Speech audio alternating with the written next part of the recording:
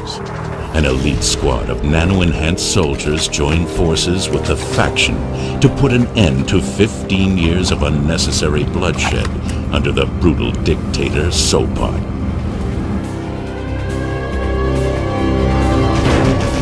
Red Faction 2. Hello there, SteelSnake 72 with my Red Faction 2 medium difficulty playthrough.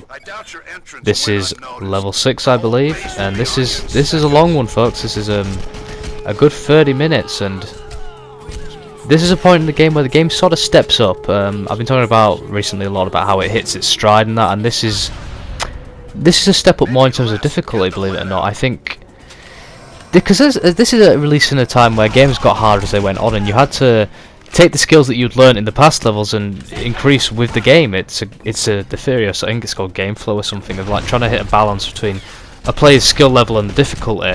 Games do this in some interesting ways. I think Resident Evil 4 does it probably the best, because no one knew about it for years and years, but it has like a dynamic thing where the game will adjust its difficulty for the player, depending on how well they're doing, and it's a really cool system actually.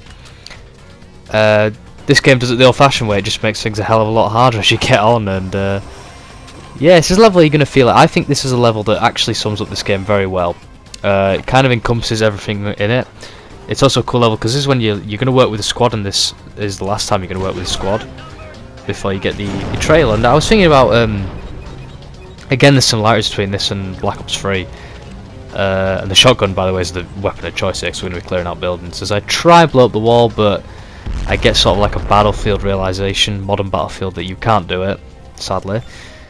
But I was trying to think to Black Ops 3 about when did the squad sort of betray you in that game, and if I remember, it's actually quite early on, isn't it? It's I think it's only like three or so levels in when you find out that Taylor and his team's gone rogue.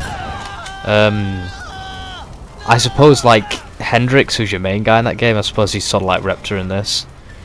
But this is a cool level before like shit hits the fan, and the odds sort of turn, because right now you're going to be this sort of last level where you're going to be beasting against these guys with all the odds in your favour, and the shotgun, the flame shotgun, is a joy to use in this part of the game, because you're just going to see enemies run about quite hilarious fashion, which is something that, I don't know, comedy in games seems to have gone a fair bit, especially in shooters.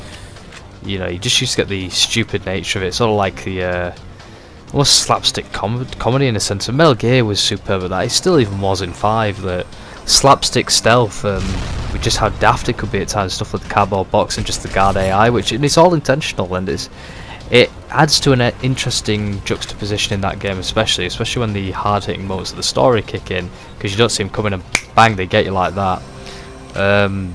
Obviously this game's not going for that at all, it's just going for you to have a good fun time, which it does it in its own way, and that's what I think people like about not just this game, but a lot of games from the past, is they didn't try and... I feel like every game's got to be the same these days. It's got to look the best. It can't...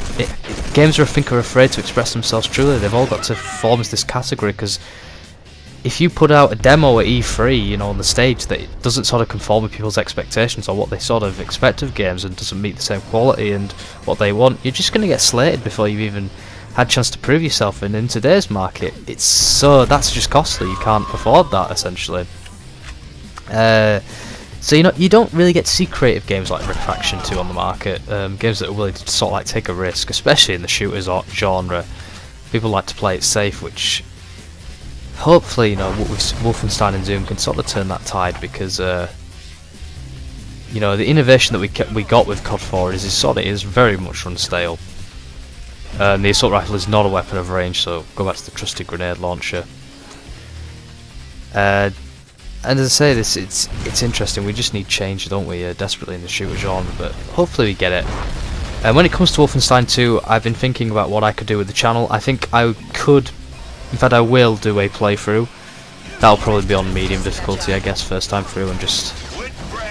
Will it be post-commentary, or will it be altered? I don't know. I'll maybe try and slip some live commentaries in there.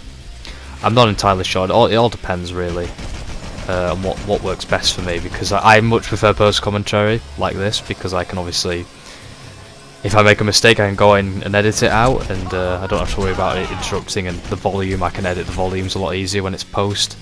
when it's during the game, it's all a bit of a fumble. I'll have to mess around with the settings and that.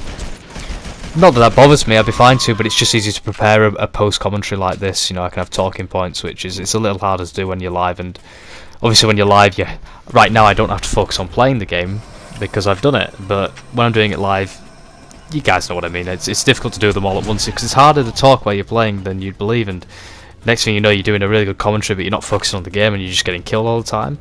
And so you got to cut those parts out. But yeah, Wolfenstein does things its own way with the sort of like comedy, doesn't it? And it has to, because what the sort of subject matter it's covering is a pretty nasty one when you think about it. It's portraying a war with a world without any hope because Nazism has taken over. The Nazis won. And that's a pretty bleak and dire situation, despite what some nutters will tell you on the internet. So it has to be, I think, comedic in some ways. You got to have the Nazi German, the officer coming in and going, "1 strawberry milkshake, please." He's got to do that, hasn't he? Otherwise, to make you laugh before you start realising that this is an America running riot, like with Nazis everywhere.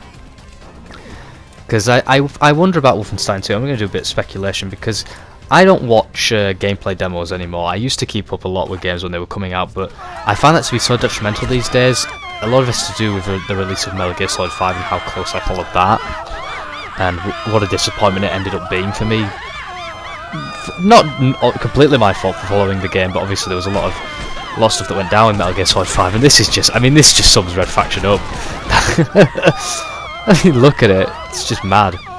They're actually not scared of the bullets, it's probably just all the cocaine they've been doing, because they're probably having a retro 80s night, but I don't follow gameplay demos as much, because as far as I know, Wolfenstein 2 has released a fair bit, but I want things to be a surprise for myself. I want to be surprised by games, and when you've seen it all in a demo, you don't get that, you lose that surprise and that suspense, which I don't want to. I want to enjoy the game. Same goes for Evil Within 2. I've literally watched a trailer. I watched one trailer, I thought it was great. It had Ordinary World, or at least a remix of it by Duran Duran, so that was bonus points there. So you get a slight hint of my music taste there. But I just find games are more fulfilling that way. I think I'm going to enjoy Wolfenstein 2 and Evil Within 2, providing that they're well designed games and they live up to the originals. I'll enjoy them a hell of a lot more than I would have done if I was following them endlessly every day. I think it'd be a much nicer thing where it's a surprise. It's like, oh, the game's come out. It's I think October 13th, the release of Evil Within 2. Whether I cover that one, I'm not too sure. I may not. Wolfenstein 2, definitely want to cover that. And then we get the big one, which is Call of Duty World War 2. I'm personally not going to be touching that to begin with. You can definitely count WARRIORX. You know, he's going to be absolutely sweating it. Guy's at uni, so he's going to have plenty of time to play it. He'll do, I think he said in his intro, he'll do a campaign walkthrough. Then maybe a hardest difficulty, I don't know. I mean, I'll definitely do that myself, either way. And he'll do multiplayer, he'll do his road to, I think he said road to Master Prestige, so that could be a hell of a long one. But, you know, Call of Duty, it's still a very popular franchise, as much as I like to pretend it's dying and how nice that would be. It's still going and it's still popular, and there's a reason for that. Its formula works, not for the sort of like gamers that perhaps I sort of know, and now you've got to fight a Metal Gear on foot, which is interesting, but you know, for majority of people, they still love to play Call of Duty because it's got systems in place that work. It's a multiplayer of reward system. It hooks you, no doubt. How long you can get hooked depends on the individual, I think, but there's always going to be somebody who enjoys playing Call of Duty multiplayer, I think, just because of how it works. Even, not to say it hasn't declined in sales and in quality, it has. WARRIORX will admit that, you know, there are certain things of him that he can't stand. He's hardly touched Infinite Warfare, I believe. And that's the first time he's not really even properly played one at launch. You know, even games he didn't like so much, you'd have to ask him himself on this. I can't pretend to know his mind, but I don't think he played much Advanced Warfare either. But Infinite Warfare was like a no-go zone, really. But Black Ops 3 he's played a ton, because he likes that one, and most people seem to agree that that's a better one, and even from what I've played of single players, I would completely agree with that opinion. And I wanted to talk about the recent Call of Duty World War 2 trailer that was just released. It was a story trailer, which was perfect for me. That's what I'm interested in. And I'd spoken before of how I want it I wanted the game to portray World War II in a way similar to how we used to get portrayed, where it was a glorious, not a glorious thing, but what the average man did, how it was glorious. And I ended up watching Band of Brothers clips, which was a TV series, a HBO miniseries, I believe is how you call it. Fantastic series about World War II. I'd imagine most people into World War II would have seen it, as you see Sopot's statue again in the background, which I mentioned in the last level. And the end of that series is such a brilliant thing. When you hear the stories, they're playing a game of baseball, all the ones that are left, all the soldiers from the Easy Company, I think they're called. That's right, yeah. And you hear about their lives after the war, and it just shows you these were just ordinary men that fought in the World War II. And once the war ended, they became ordinary men. And it does bring a tear to your eye, to be fair, because I think the thing about that generation is they're so humble as well. Like, they don't even consider themselves heroes of any kind, but they just sort of did a job that they had to do. And the end of the series did that really well. And it's a lot harder for a game like Call of Duty to portray that. Even, you know, all Call of Duties didn't sort of do that. They did it in their own way, and then told you if you like real history, go look it up, and you might get the thing there. But who knows? It's been a long time since those original Call of Duties. Can we flex our muscles enough storytelling wise that we can sort of portray that?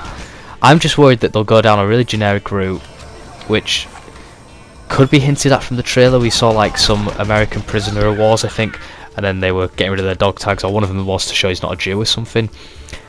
I don't know how the game's going to play it. It could be really good for all we know. By the way, what you've just seen there is actually one of the harder aspects of this game. Probably should have talked about it. And there's all the squads here. The gang's all here, as Lethal Weapon 4's tagline used to say. As we're going to get some more fighting with friends action. You know, I would love if this game had been a co-op campaign. Co-op campaign's something that's so like underrated, or not underrated, but not used enough, is it? I suppose it can be hard to do, but I want to see it more. It's just, even the most generic game can be 10 times more fun with a co-op partner. Sniper Elite embodies this completely, I think, especially 3 and 4. Not particularly great games by any stretch of the imagination, but when you've got a friend with you, it's a hell of a lot better. But going back to COD, I hope that we just don't get some... I don't know where it's going with the Jew thing. Who knows, maybe you're going to find a bunch of your men have been slaughtered in a concentration camp, but that would be pretty wrong historically, I'm sure. I don't think they'd do that either. It's hard to tackle, isn't it? I'm sure they'll pay their respects. I hope so, because it'll add a bit of class back into Call of Duty that's not been there.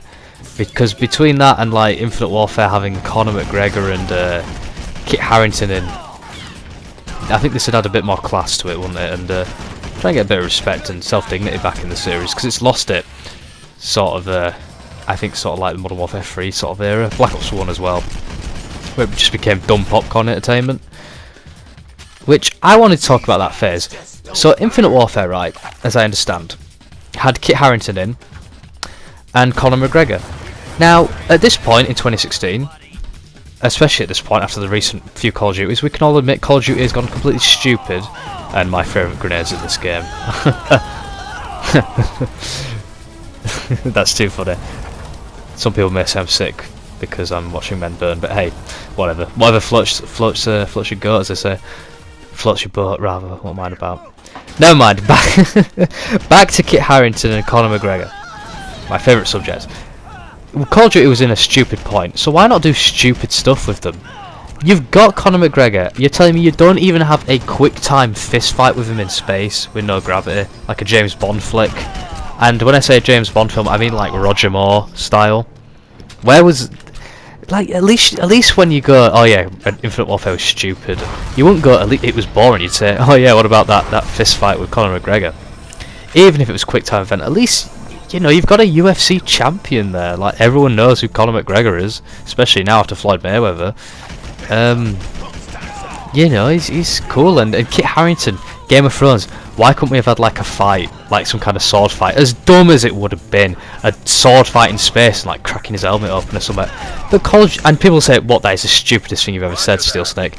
It was Call of Duty, it was in a stupid time. Why not go out in style at the very least? If you're going to put these celebrities in who are known for these things, you know, make use of them, make them cool. Like, why wasn't Lewis Hamilton driving a like Formula 1 car in Infinite Warfare, and a space Formula 1 car. I don't know, they should just go a bit more. If they're going to do stupid stuff like that, be stupid and go full out. Don't hold back. I feel like they hold back too often. And they're the coolest grenades in the game, actually, those flash grenades. They're a pain when the bots use them against you online, though. So if you ever play online, be wary of that. But, you know, be stupid. That's my motto. If you're going to do it, you might as well. As opposed to coming away from Infinite Warfare like most people do, just going, that was boring, you know. That what? I mean, honestly, if I say Infinite Warfare and its campaign, what comes to your head, really? Does anything? Like, to me, when I say, I just get an image of boring space and really nothing. At least, you know, there's something vivid when it comes to the other games.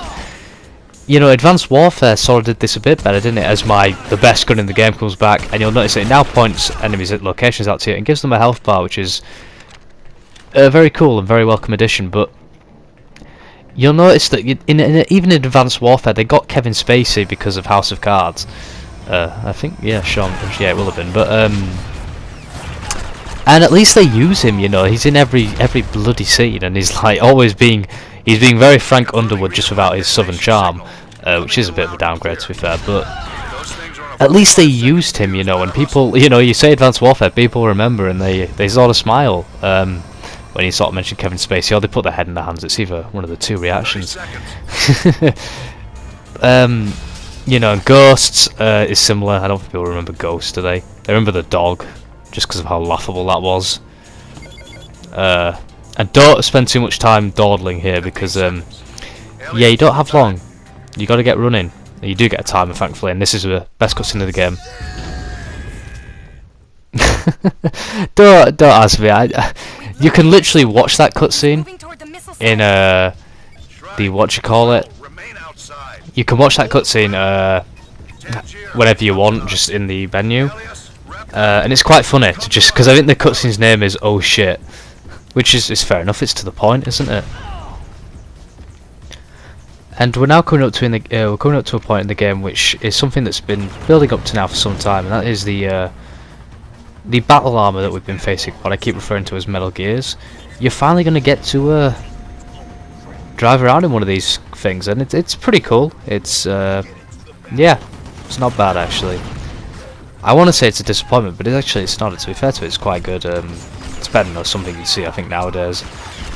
I mean, it's not Titanfall 2, which is, I mean, oh, what a game Titanfall 2 is. I mean, I just want to talk about Titanfall 2 now and how awesome that game is and how it puts the fun back in shooters, because, you know, I've been talking about Call of Duty and Battlefield in the past, well, just throughout this entire playthrough, really, but the reason Titanfall 2 is so great is because we seem to be in sort of an era now where it's like, literally your KD is like life and death matter. If you know, online matches always feel like it's complete life and death matter. If you don't get that kill, it's all over, life's over. But Titanfall 2 just, I don't know, it just brings the calmness back to it. It's a lot of fun. I have fun when I lose, not that I like losing that much. I try and win all the time, obviously, but when I come away and it's a lost match, I don't ever think to myself, oh, well, that was a waste of time, I didn't enjoy myself. I never think that with Titanfall 2. I'm always enjoying myself playing that game, no matter what. It just strikes a chord with me, because it's a game you know, you're not just gonna Call of Duty, anybody can kill anybody. It's because of the way it's intentional, it's the way the game works, you know. It's easy to kill, it's low time to kill, I think is the correct phrase. You know, you don't need a lot of bullets to put somebody down, and the way the maps are designed, there's always, you know, there's always going to be, even the worst player, you know, literally the worst player in the world, you know, that poor lad who can't even see anything, you know, he can barely move his hands, he's still going to be able to get a kill in the Call of Duty match, believe it or not, because of the way the game is designed. It's an intentional thing. Titanfall 2, that's not the case, because especially against other humans, you'll definitely be able to kill a few bots, which is why I like the bots, because they give players that struggle, you know, something to aim for, and it's a way of getting other points on the board, and you know, you're not going to struggle from the bots. And it also gives the battles a much, you know, greater sense of scale. As I think it's something Call of Duty could actually do with putting in. But Titanfall 2, you've got to be good, half decent at it to play it, and there's a lot of interesting ways to play Titanfall 2. I think that's a game which is really interesting to, you know, you can watch other people's technique, but what's your own? Like, try and remember how you were when you first played Titanfall 2. I played it like a Call of Duty game, especially playing the difficulty, massive difficulty on the campaign first time through. I played it like it was COD. Crouching behind cover, not really doing the whole jumping thing, but you absolutely can play it, the campaign, like it's all about the movement. It is, and I think people do ignore it sometimes just because it's kind of alien to them. And it's incredible just how terrible the wall running and jumping feels in Black Ops 3, Advanced Warfare, and Infinite Warfare. How bad it feels in comparison to Titanfall 2, because it's trying to emulate what Titanfall 1 and Titanfall 2 did, and it just can't do it. If I was to go on Black Ops 3 now and try and do some of that wall running, it would feel awful. And the problem with Call of Duty is it never designs its levels.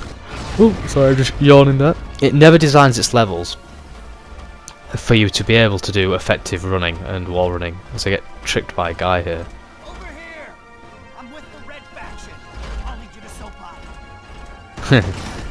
Is that shoot miss? I think I might burn him, but there's never I've lost my train of thought now. Though. Yeah, it's trying to emulate what Titanfall tried to do, basically. And when you try and do that, it's never going to work. And trying to play Black Ops 3 again and try and do the wall running, it won't work. And the level design, that's it, level design. That only took a minute to find again, didn't it? The level design is never matched, so you can go running about. You go running about on Call of Duty, especially on harder difficulties, you're just going to get shot, simple as that, and you're going to die. Especially Black Ops 3's realistic, which, yeah, realistic was an interesting difficulty. I mean, when I start doing hardest difficulty walkthroughs, I can talk at length about difficulty and my feelings on hardest difficulties and what I think makes good difficulty and what doesn't. Realistic was something I heard before the game came out, a difficulty where you died in one shot, and I immediately thought, that is terrible, that's poor design, that must just be awful. And then I came across a YouTuber that I'd seen play other games on the hardest difficulty, and I watched some of that content, and it was actually better design than I thought it was. And this guy was kind of not full of praise, but he said it was actually pretty good. And it's certainly very visceral when you first play Black Ops 3 realistic, because when you get shot you die, and you're not used to that in a Call of Duty game, because you're used to taking a lot of damage before going down. Even on veterans, you know, and that you're used to sort of not dying, but you get used to taking a few bullets. And so when you go to realistic, and next you know you get taken one bullet, bang, you're dead, he's down, last checkpoint. It's very visceral and a bit of a shock. But the game did certain things right. It made the accuracy of the enemies a hell of a lot less than it could have been. If it had been accuracy of past Call of Duties, you'd have been screwed. You wouldn't have lasted 5 seconds, because the game would have just murked you, end of. But it made the accuracy. Yawning again. I was tired. I do apologise. That's just very professional, isn't it? But you would die one.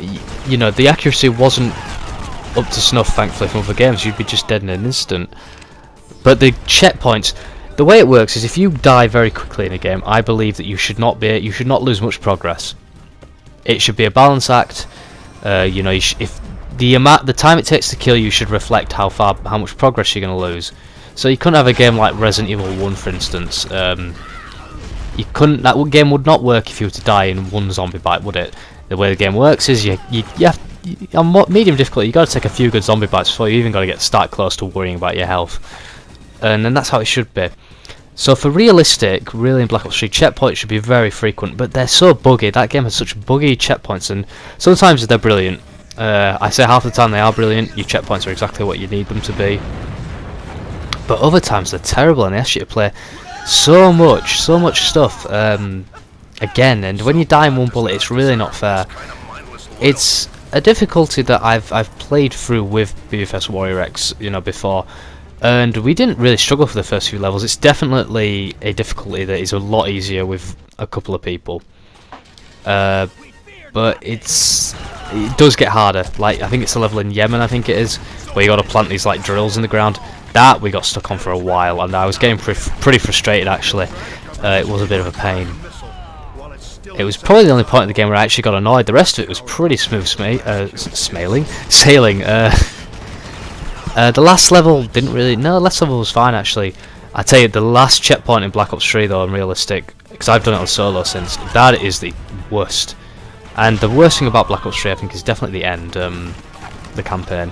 because it's a point where you start realizing you're playing a game because it asks you to do the same activity 3 times, and that's when you can see the gaminess of something. That's when it's failed completely.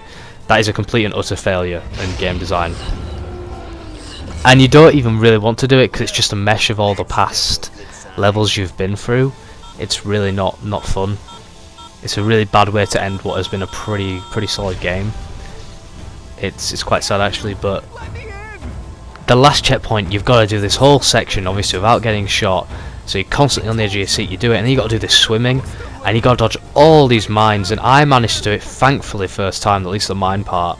I didn't do it all in one go, I'm not good, but reading stories of people that did it all, it took them like 100 times to shoot everyone, and the mines got them. I mean, that just shouldn't be allowed. That was a part we struggled with actually, was level 5 in Singapore, the Hypo Center.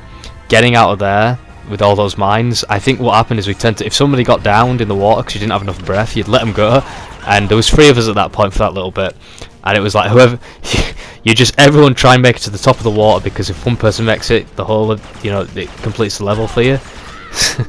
It was a really tense moment, everyone just trying to swim to the top. I can't remember who made it actually, it might have been me, but I definitely can't confirm that.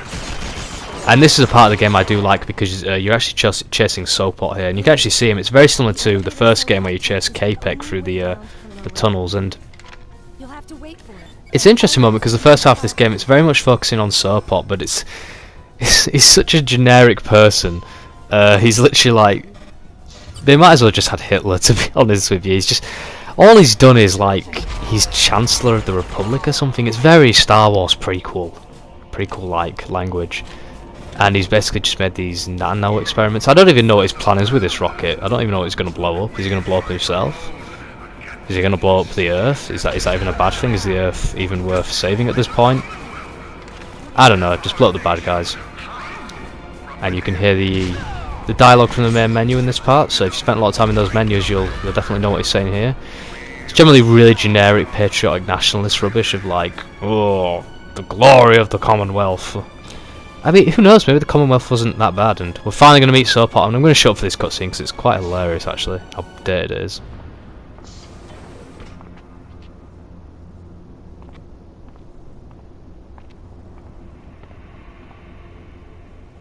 Respect Sopot!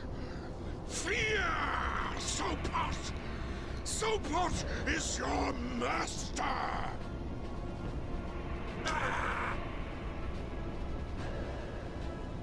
For the honor of the Commonwealth, get your ass into the silo.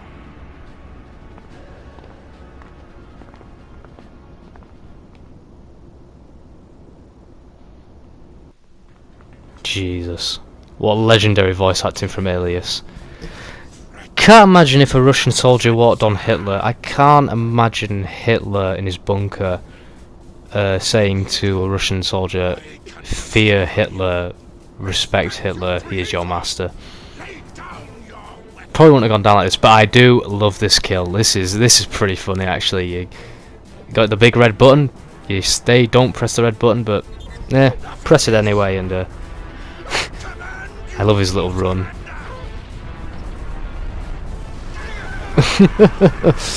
But that's the end of the level, guys. You've killed Sopot, you've won the game, or at least you think so, because there's going to be a very obvious betrayal coming up, and the game takes a very interesting turn, and it also takes a much tougher turn. But thank you for watching, guys. That was a full 29 minutes. Thank you so much. I'll see you guys in the next level when we get betrayed. Alias, get yourself out of there. Squad, regroup as planned at Red Faction HQ.